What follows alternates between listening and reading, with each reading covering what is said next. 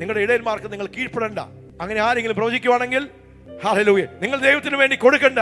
നിങ്ങൾ വെട്ടിപ്പും തട്ടിപ്പും കാണിച്ചോ, നിങ്ങൾ കള്ളത്തരം കാണിച്ചോ, നിങ്ങൾ കൃപ വരികേണ്ടി വേണ്ടി പാപത്തിൽ ജീവിച്ചോ, ദൈവത്തിന് പാപത്തെ കുറിച്ച് ഒരു കാര്യമൊന്നുമില്ല. വ്യത്യസ്തമായിട്ടുള്ള ശബ്ദങ്ങളെ, അതെത്ര വലിയ തലക്കെട്ടാണെങ്കിലും നമ്മൾ ദൈവശബ്ദത്തെ, അതാര് പറയുന്ന ദൈവശബ്ദമാണെങ്കിലും പ്രവചനമാണെങ്കിലും ദൈവത്തിന്റെ വചനത്തിന്റെ സ്റ്റാൻഡേർഡ്, ദൈവത്തിന്റെ വചനത്തിന്റെ വള്ളി തുള്ളി മാറിയാൽ